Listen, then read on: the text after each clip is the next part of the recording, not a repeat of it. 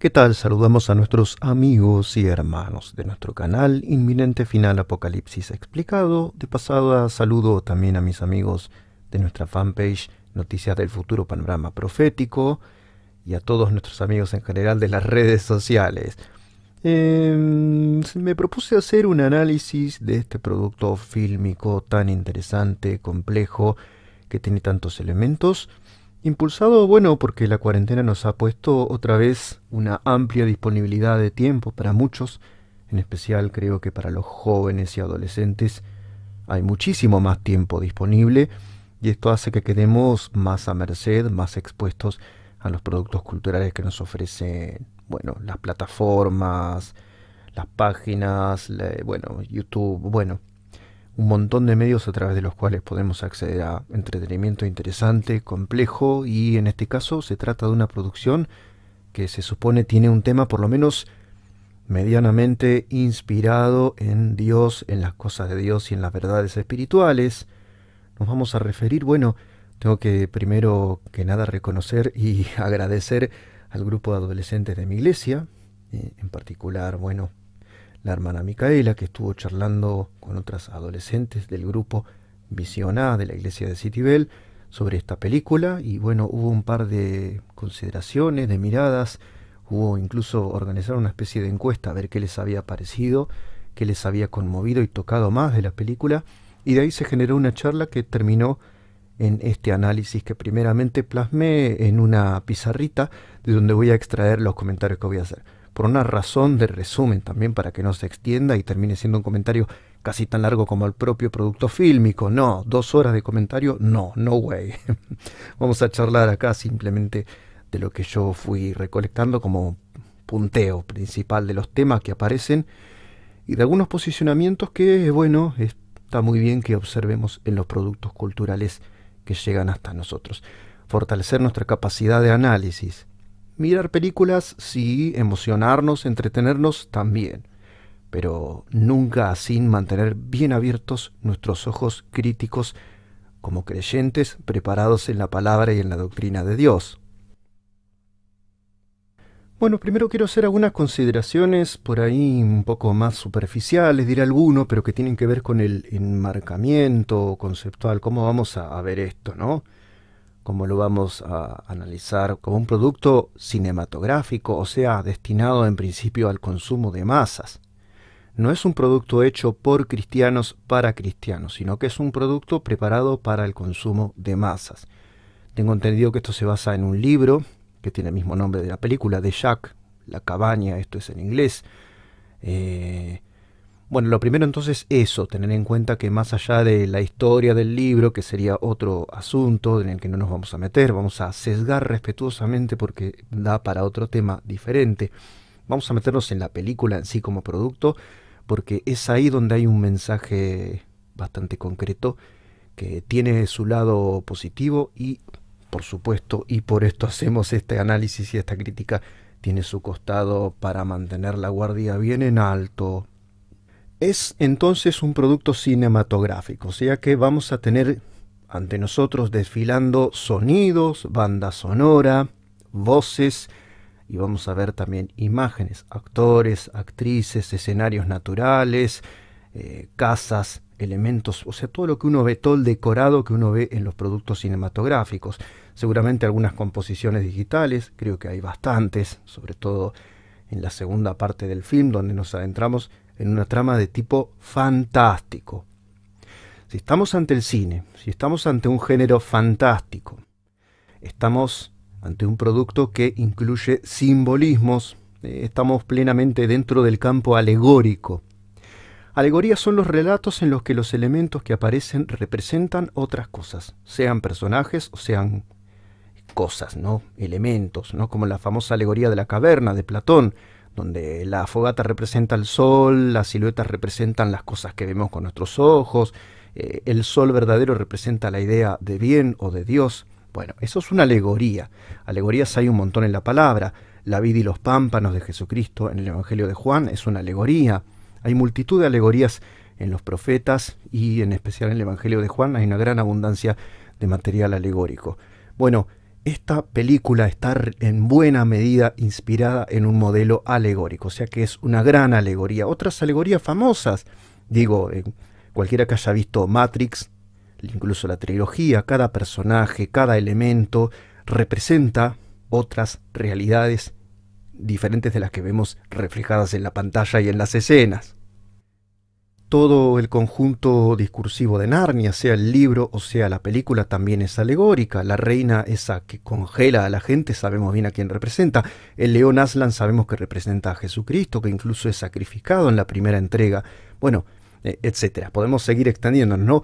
En la literatura es una línea tradicionalmente muy extendida, esta de los relatos alegóricos, donde hay verdades generales, verdades universales representadas de manera simbólica en personajes. Por ejemplo, bueno, el criticón de Gracián, el hombre que fue jueves de Chesterton, el Quijote, donde los dos principales personajes representan dos actitudes, dos modelos vitales, dos formas de ser humano.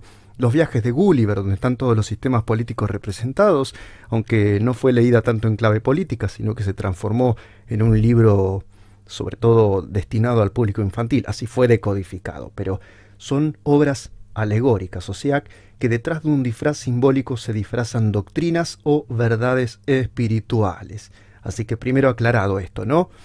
Alguno dirá, ¿es lícito representar a Dios en una película? ¿Es lícito representar a Jesús? Es una pregunta tan antigua como el segundo mandamiento de las Escrituras. Yo no puedo decir una respuesta absolutamente categórica respecto de esto, si es lícito hacer obras donde se represente a Dios o no. Más bien me inclinaría por el no, pero también me es difícil pronunciar un no absolutamente categórico, cuando el fin de una obra, por ejemplo, no sé, un Vía Crucis, es traer a memoria de la gente lo que Jesús hizo para pagar nuestra salvación. Así que, bueno, es difícil estar absolutamente de acuerdo o en desacuerdo con el hecho mismo de estar representando con actores o actrices humanas verdades espirituales y en particular a la persona misma de Dios. Bueno, estamos dando una introducción así como discursiva, ¿no? Genérica, estamos hablando del género de la película. Quiero tomarme todavía un tiempo, ya que estamos hablando de los símbolos a través de los cuales se nos habla de otras cosas, para también mencionar la cuestión de la informalidad de los modos de estos personajes. Alerta de spoiler desde la entrada, vamos a decir muchas cosas que están dentro de la trama. Si no viste la película, es un excelente momento para dejar de escuchar nuestro comentario, porque vamos a adentrarnos en elementos que te van a echar a perder el disfrute, digamos, del producto cinematográfico en sí mismo, si es que todavía no participaste de él, si es que todavía no lo viste. Bueno, vamos a hablar de la vestimenta, por ejemplo. Tenemos acá unos personajes que representan a Dios, que aparecen como en mitad de la trama, ¿no? Visten muy informalmente, hay que decir, las chicas que también forman parte de esa representación, muestran, incluso hay una que representa la sabiduría también, ¿no? Muestran bastante carne humana, bastante piel, visten muy a lo moderno, a lo postmoderno, podemos decir, en esta época de tanto desenfado y tanta informalidad en cuanto a las vestimentas. Insistimos, es un producto hecho por gente secular destinado a un público masivo, o sea, básicamente más secular que cristiano. O sea, tengamos en cuenta siempre eso, más allá de que la temática parezca como que nos involucra también a los creyentes. Hay incluso un toque paródico. Digamos que los personajes que representan a Dios lo hacen de un modo como demasiado humano por momentos. Se ríen, juegan. Hay un personaje, incluso aparece, lo primero tenemos que decir, la primera sorpresa que nos depara el film, es que cuando aparece Dios al protagonista, que es Mackenzie, un joven, un padre de familia que ha tenido alguna vivencia muy fuerte y que está tratando de asimilar un duelo muy grande por el que no sabe si culparse a sí mismo o no. Bueno, este personaje Mackenzie se encuentra en un momento dado en una cabaña, justamente que da nombre a este producto, con un personaje que representa a Dios, que resulta ser una mujer de raza negra. Esta mujer de raza negra no solo es informal, se ríe, sino que incluso hace bromas, digamos, un poco que se burla por momentos. Incluso tiene en un momento dado, aparece escuchando en unos auriculares a todo volumen música de Bob Marley. Digo, Bob Marley, justamente. Bob Marley fue un promotor del consumo de cierto tipo de drogas, ya sabemos, ¿no? El fundador del estilo de música reggae, o el difusor, en realidad. El que hizo masivo alrededor del mundo el producto de la música reggae, con todo ese ideario tan extraño que hay alrededor de eso. No me voy a meter con ese asunto porque ya nos llevaría para otro lado, pero digo, presentar a alguien que representa a Dios, justamente escuchando música de Bob Marley, es un poco fuerte. Podemos decir que uno de los vicios que comete la película, basándonos ya en este tema del género, ¿no?, es una antropomorfización extrema de Dios. ¿Qué quiero decir con esto? Antropomorfismo es cuando uno representa en forma de personas seres que no son humanos, ¿no? Por ejemplo, cuando Jesús dice que la tierra está con dolores de parto hasta el día de hoy, está usando un antropomorfismo. Cuando la Biblia dice Dios se arrepintió, bueno, todas esas figuras, Dios llora, Dios se lamenta, bueno, esas son maneras de decir que a Dios le desagradan las cosas, pero no hay lágrimas de Dios, digamos, Dios es un ser espiritual, lo sabemos perfectamente. Bueno, en esta película, como está dentro del género cine, Dios aparece representado como un personaje, y un personaje humano. Alguno dirá, ¿es lícito hacer esto? No sé.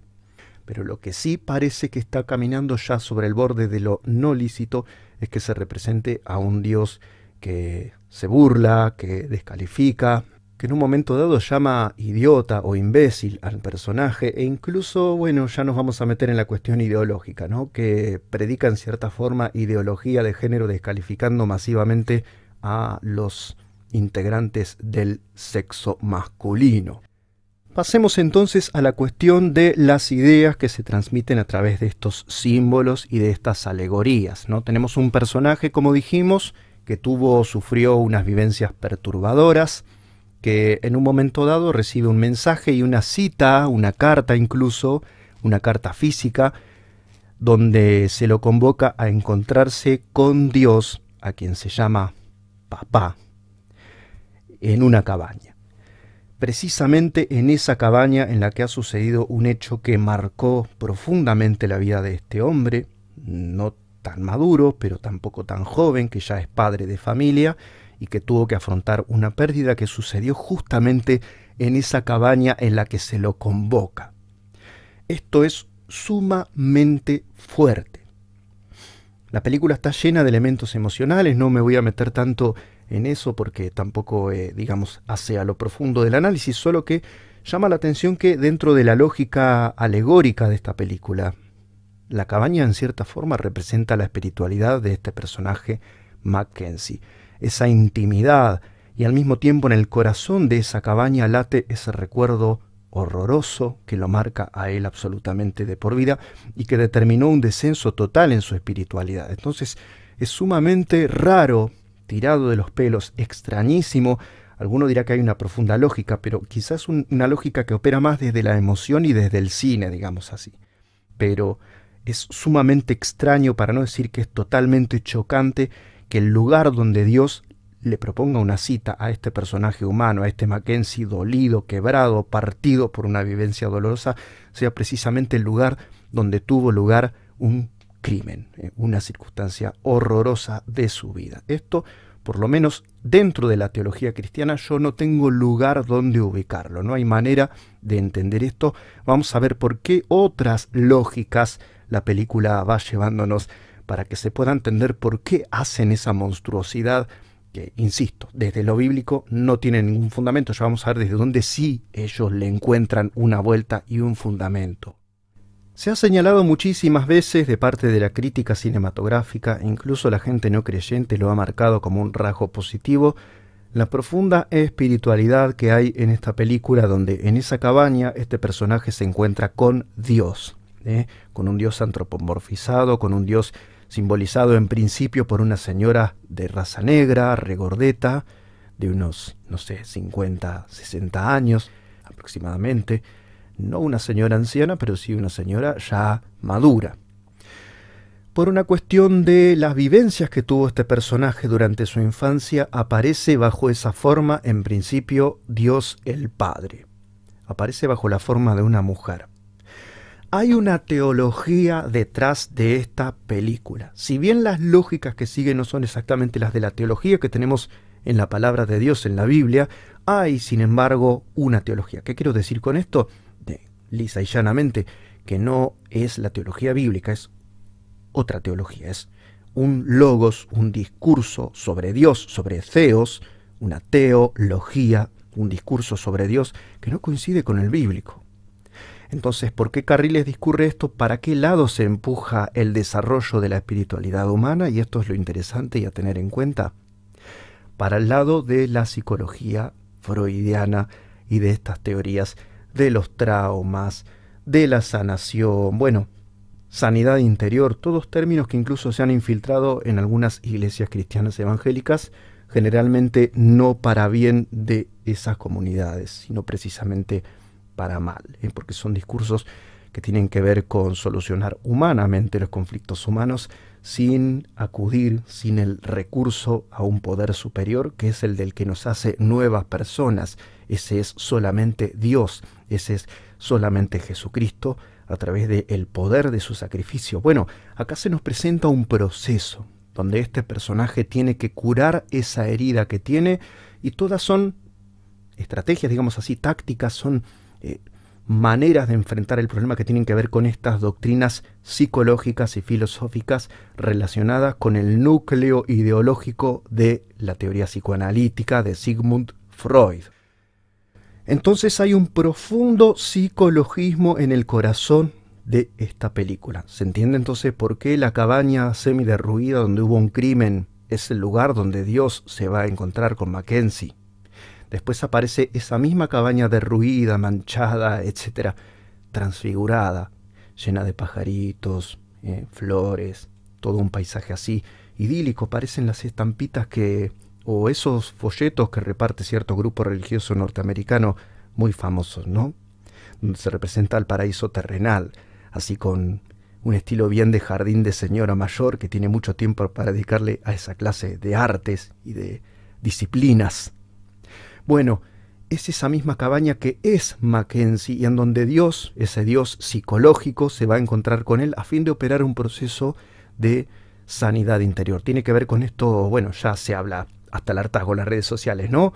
De la resiliencia, de soltar, de cicatrizar heridas internas a través de aceptar que las cosas sucedieron, esto de soltar, ¿no? En las redes sociales hay amplísima difusión a todo esto, no lo vamos a explicar mucho más porque no es necesario. Así que el núcleo, el corazón teológico es ese. No es el sacrificio operado por Jesús en redención de nuestros pecados y de nuestro yo carnal y egoísta, sino que es un Dios psicológico que lo va a llevar a su pasado y lo va a confrontar con cosas que sucedieron a fin de poder enfrentar después el futuro ya libre de esa carga. Es un Dios que no te lleva al futuro, sino que te lleva primero al pasado, para que ahí arregles en modo psicológico tus traumas, tus problemas internos, tus cuentas no saldadas con cosas que no quisiste que sucedieran como sucedieron. Así que tengámoslo en cuenta, el yo, el ego, la carne y el pecado son asuntos que no aparecen en el film. El problema central de la Biblia es el pecado humano. Y el tema principal es la redención del género humano. Para eso vino Jesús a morir por nosotros. En la película, la muerte de Jesús aparece como una especie de ofrenda, como un regalo, pero no se explica la razón por la que Jesús tuvo que morir por nosotros. Vamos a volver sobre esto. Vamos a meternos en otros temas un poquitito más escabrosos y que tienen que ver con la espiritualidad que se respira en el film y con el aspecto ideológico. Ya pasamos de la ropa y de que aparecen chicas representando a Dios, vamos al corazón doctrinal de este producto tan complejo que tiene tantos elementos interesantes para el análisis.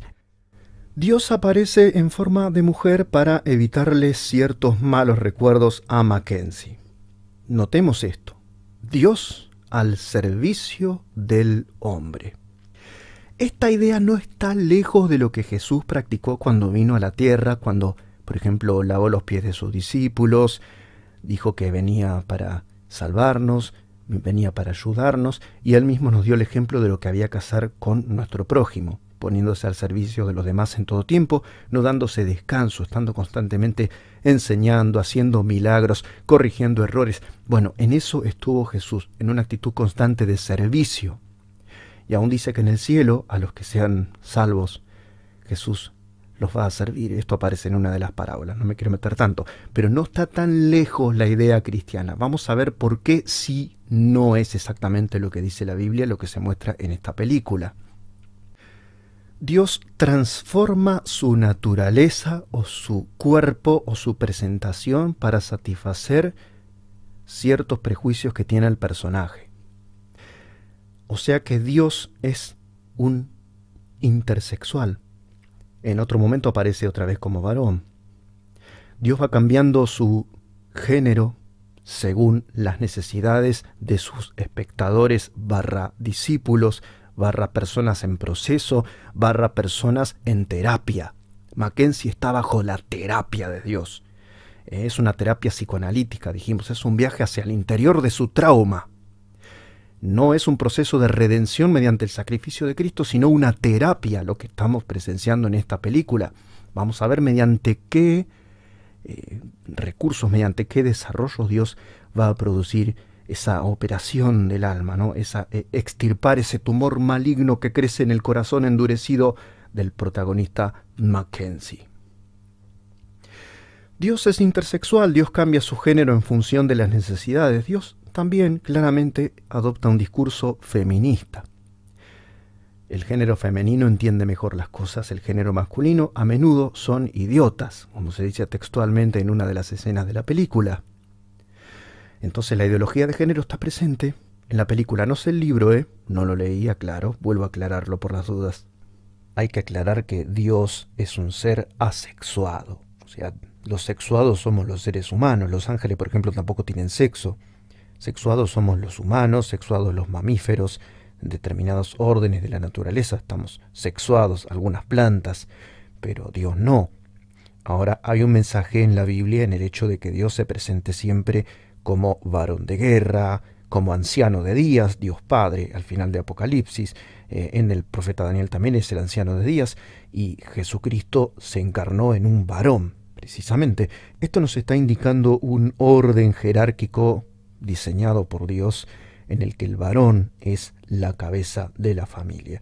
Y esto no se puede de ninguna manera eludir, así que el mensaje está claro. Dios no es de sexo masculino, pero Dios aparece en las Escrituras como de sexo masculino para enviar un mensaje a las sociedades, que en el orden perfecto diseñado por Dios, el que tiene que ser cabeza y el que tiene que ser el líder espiritual, el que está por su función, tiene que ser el nexo espiritual de la familia, tiene que ser siempre el varón. Esto en el plan ideal de Dios, por supuesto, diseñado. Y esto es una cosa que la película contradice al presentar de vez en cuando, o en la mayor parte de la película, a Dios el Padre como una señora y a Dios el Espíritu Santo como una joven mujer. ¿Qué más aparece? Aparecen elementos espiritistas y nueva era en esta película. Acá tenemos un personaje que, para solucionar un trauma, toma contacto con el alma de una persona fallecida. Dios aparece en 2 ocasiones bajo la forma de Oriente. Cuando aparece como varón, es un varón claramente con aspecto oriental, más parecido a un Buda que a otra cosa. Y aparece también en una señorita oriental, bien estilo coreana, ¿no? Espigada, así alta, delgada, representando siempre el oriente, la espiritualidad humana y la espiritualidad misma de Dios, del Espíritu Santo. Aparece claramente la Trinidad, bueno, eso está representado en la película, pero bajo la forma de 2 personajes femeninos y solo uno masculino, que viene a ser este Jesucristo, que no viene a dar su vida porque necesitemos un sacrificio redentor, sino casi como una especie de buena actitud hacia nosotros que nunca se nos explica en la película. Eso es lo más hondo de la teología. Vamos a llegar ahí, vamos a ir de a poquito. ¿Qué más aparece en la película y es sumamente importante tenerlo en cuenta? Es una película antinomista. ¿Qué queremos decir con esto? Que siempre se habla de gracia, de amor, de restauración, de perdón, de nuevas oportunidades, pero nunca se habla de mandamientos, de obediencia, de morir al ego, de crucificar la carne y sus deseos. No se habla de eso. Tampoco se habla, es verdad, del nuevo nacimiento, de la regeneración operada solo por Dios. No se habla de que necesitemos imperiosamente morir a nuestro ego para poder vivir la vida de Cristo en nosotros. Es una película en la que no hay bien ni mal. Incluso hay escenas donde esto queda muy plasmado, no voy a spoilear tanto detalle, pero en un momento dado el personaje se ve confrontado ante la necesidad de juzgar a las personas poniéndose en lugar de Dios. Y el ejemplo que le presenta el personaje que aparece ahí, que representa a la sabiduría, acá sí tengo que spoilear, le pone a sus dos hijos de manera figurativa enfrente y le dice, ¿a cuál de los dos enviarás al infierno? Acá hay una confusión sumamente importante porque Dios no va a juzgar entre sus hijos enviando a uno al cielo y al otro al infierno. Dios va a juzgar entre sus criaturas, no entre sus hijos. Sus hijos son salvos y recibirán, en todo caso, cuando lleguemos a su reino, recibiremos premios y castigos, pero no vamos a ser enviados al infierno. Al infierno van los réprobos, los que siendo creados por Dios no fueron hechos hijos de Dios porque no creyeron al sacrificio de Jesucristo. Entonces en la película la cuestión del bien y del mal queda prácticamente sin resolver. Incluso Mackenzie constantemente demanda por favor que le expliquen por qué Dios permitió que ocurriera cierta situación desgraciada, que fue la que, digamos así, motorizó, gatilló su frialdad respecto de las cosas de Dios y su progresivo alejamiento de la demás gente. Dios nunca responde a esto, y esa pregunta recibe en la teología el nombre importantísimo de teodicea. Teodicea es cómo entender el hecho de que sobre el mundo existe el mal, el pecado, la perversidad. Dentro de la teología de la película no existe en realidad el mal absoluto. Todo mal es mal relativo. Por lo tanto, no hay infierno. Este Dios, el Dios de la cabaña, no juzga a nadie, no envía a nadie al infierno, no castiga a nadie. En un momento dado, el personaje que representa a Dios el Padre dice, no, yo no castigo. La gente sufre las consecuencias de lo que hace. Así que no hay castigo, no hay infierno de fuego, no hay injusticia absoluta. El mal es siempre relativo. Hay un universalismo. Dijimos que hay antinomismo, o sea que no hay ley, no hay bien y mal absoluto. Todo puede ser transformado por este Dios tan particular de la película en un bien, en algo que sea armonioso, hermoso y que lo glorifique a Él y que haga sentir bien a las personas, ¿no? En esta teología bien centrada en el hombre y en sus deseos, en el hombre como animal subjetivo, en el hombre como consumidor de discurso psicoanalítico. Bueno, alrededor de ese sujeto particular gira toda la teología del film, no alrededor de Dios. Es una película antropocéntrica, Dios mismo transformándose de naturaleza y adoptando un discurso sumamente amplio y light y poco comprometido. No hay ley, hay un universalismo absoluto. Nadie va al infierno, todos nos reuniremos post-mortem y nos reconciliaremos y limaremos nuestras diferencias en ese más allá que nos promete la película. Ahora, si no hay ley, si hay universalismo y todos nos vamos a ir al cielo, incluso las peores personas del mundo, los golpeadores, borrachos, abusadores, bebedores, las peores personas, los delincuentes, todos se van a encontrar alguna vez en el cielo, en el paraíso con nosotros, según la película. ¿Qué pasa a ser el mal? Porque esto es lo más paradójico de la película, pero toda posición tiene sus contradicciones y sus paradojas. No es la excepción, por supuesto, este producto cinematográfico. No fue hecho por un filósofo, ni mucho menos, pero es lo que muchos cristianos están empezando a consumir como vivencia cristiana. Atención a esto, y por eso me dedico a esta película. Hay numerosísimos grupos de gente que profesa ser cristiana y que están más cerca de afirmar lo que aparece en esta película que de sostener lo que afirma la palabra de Dios, la Biblia. Para ellos, para esta película, para el Dios de esta película, para el discurso de la cabaña, el mal, lo único malo sobre la tierra, es juzgar a los otros. o sea, sostener que alguien hizo un mal absoluto. Esperar que Dios castigue o haga justicia o que Dios discipline a los malos pasa a ser enmarcado como lo único que está mal. Ahora hay un problema ahí. Si Dios no juzga, si Dios no castiga, si solo las circunstancias nos golpean por las consecuencias de nuestras acciones malas, ¿no? Egoístas, insensibles, etc. ¿Para qué murió Jesús? ¿Para qué dio su vida por el género humano? Esto aparece muy claramente planteado casi al comienzo de la película, cuando el personaje de la niña, del protagonista, se para frente a una cascada y entonces Mackenzie, el padre en ese momento feliz de familia, le explica un mito de una princesa india que en un momento dado y para frenar una pestilencia que consumía a los indígenas, ofreció su vida arrojándose desde lo alto de la cascada, ofreciéndose en sacrificio ella misma por su pueblo, por amor a su pueblo. La niña pregunta, ¿por qué el Gran Espíritu pidió semejante sacrificio? ¿Es acaso malo? ¿Y el Gran Espíritu no es otro nombre para Papá Dios? La película nunca da una respuesta a por qué Jesús tuvo que morir por nosotros. No hay respuesta, esa es la realidad. Esa es una respuesta absolutamente inexistente en toda la teología de la cabaña. ¿Por qué Jesús habría tenido que venir a morir por nosotros? Si no hay pecado, no hay justicia ni hay siquiera disciplina de parte de Dios. Si Dios no demanda una justificación y una expiación de nuestros pecados, ¿para qué habría venido Jesús a dar su vida por nosotros?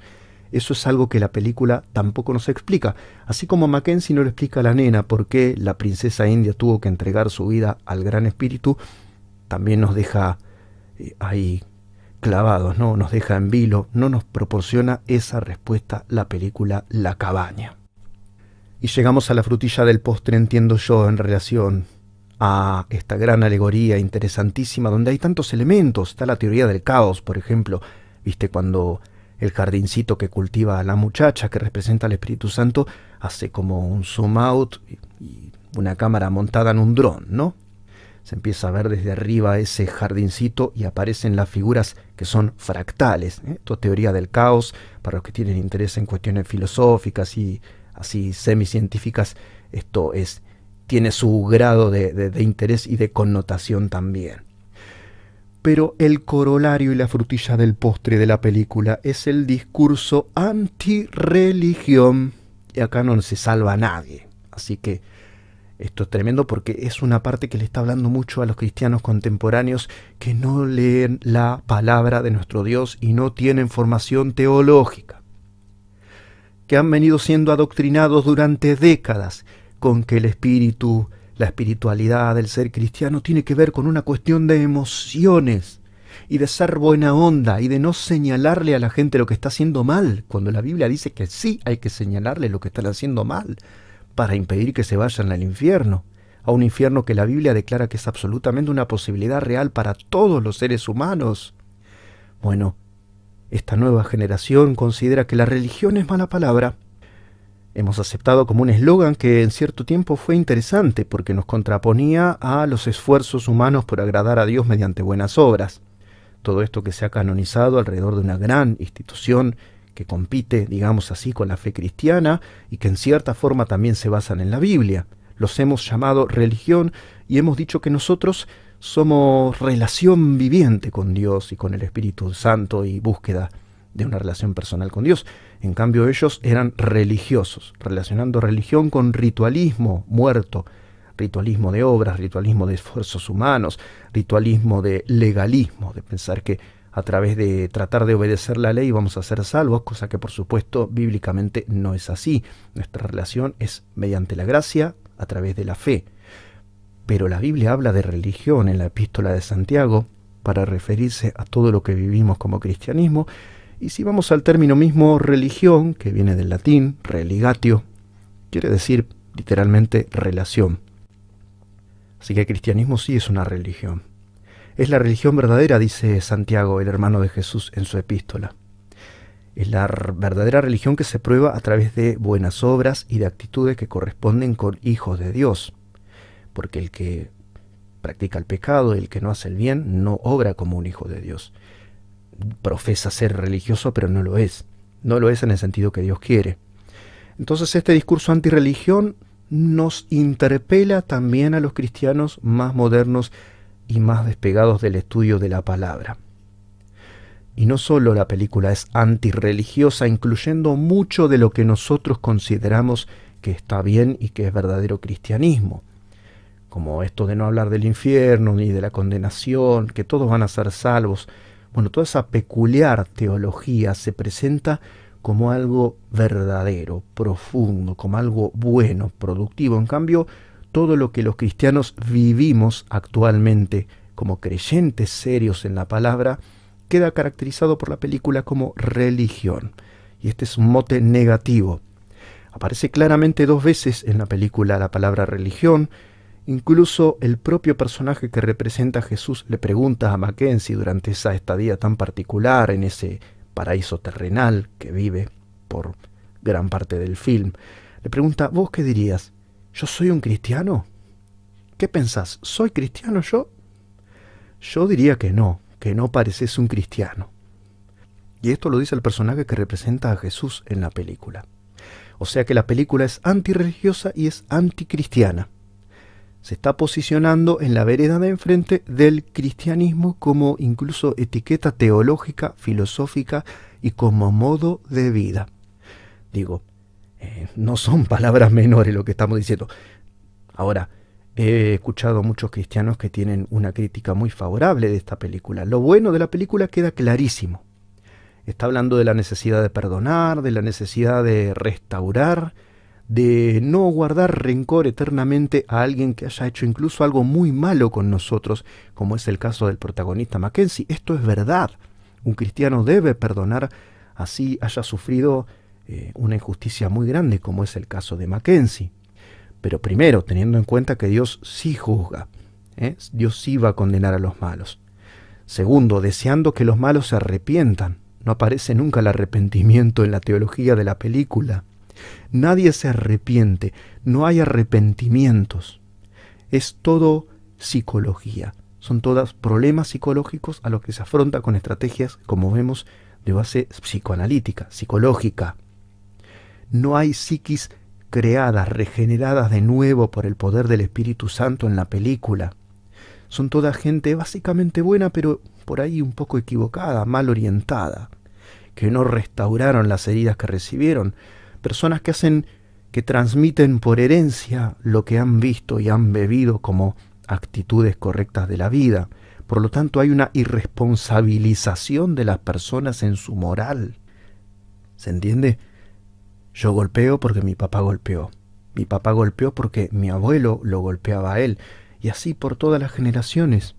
No hay una concientización de que hay una responsabilidad individual y una necesidad de uno, personal, de poner un freno a todas esas herencias. Es personal. No se trata de una transmisión por generaciones, sino de una responsabilidad que tenemos cada uno de nosotros ante Dios. Y quizá el detalle que queda colgando como una cosa así que pasa de manera anecdótica en la película, insisto, no sé el libro, el protagonista cuando era niño mató a su padre, lo envenenó. Eso se muestra como un detalle casi de color y para orientarnos en ese trauma que él tuvo cuando era muy niñito antes de que le pasaran los hechos de los que se ocupa más en particular la película. Digo, menudo detalle, envenenó al padre, mató a su progenitor porque lo maltrataba, pegaba a la madre, etc. En la película incluso, y esto es un detalle sumamente subjetivo, no se muestra si el envenenamiento resultó o no en la muerte del padre.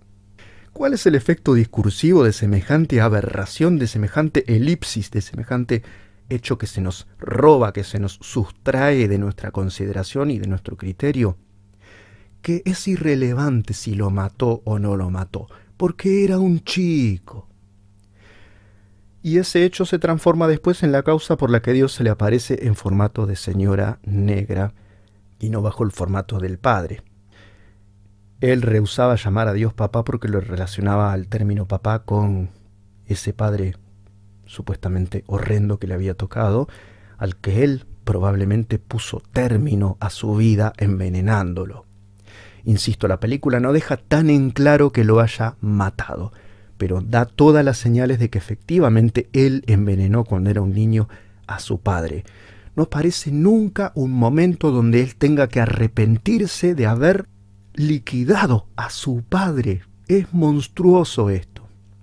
Y con esto queda absolutamente cerrada la teología de la película. Repasemos.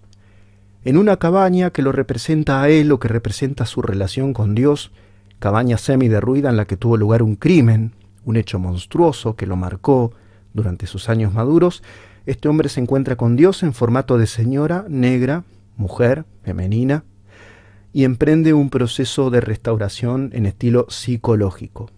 Su problema era el trauma, su problema no era el pecado. Entonces el sacrificio redentor aparece como un elemento absurdo, inexplicable, inexplicado a lo largo de toda la película. Y este hombre jamás es llamado a rendir cuentas, jamás se habla, jamás se menciona el asunto de que liquidó a su padre. Todo aparece siempre en un discurso que se mantiene estrictamente bajo esos lineamientos teológicos y nunca se da respuesta cristiana al problema principal de la vida humana, que es el pecado. Así que ya vemos y podemos sacar en conclusión qué elementos hay de cristianismo en esta película. ¿Hay elementos de doctrina cristiana? Sí, algunitos, poquitos, algunos que hemos mencionado. Pero lo más relevante, el corazón doctrinal de la película, es este que te mencionamos. Conclusión entonces, ¿tenemos los cristianos que abstenernos de consumir esta clase de productos? Les digo yo que no miren la película La Cabaña, al contrario. Me encantaría que vos mismo, vos misma te acercaras a este producto y lo analizaras, si querés, probablemente por segunda vez, ¿no? Porque ya es una película del año 2017, no es tan nueva. Bueno, que lo examinaras bajo una nueva perspectiva para que vieras si en toda esta alegoría y en esta simbolización hay de verdad elementos que te recuerden lo que vos has mamado, quizás desde que te convertiste a Jesús, bajo la forma de la doctrina cristiana que recibiste en tu iglesia. Francamente, y en esto quiero ser absolutamente categórico, a riesgo de que algunos se disgusten, no importa, si te sentís identificado en tu formación cristiana con lo que te muestra la película La Cabaña de Jacques, alarmate, asustate, deja que se enciendan en tu interior todas las señales de aviso de que estás mal rumbeado en tu espiritualidad. Que Dios te bendiga.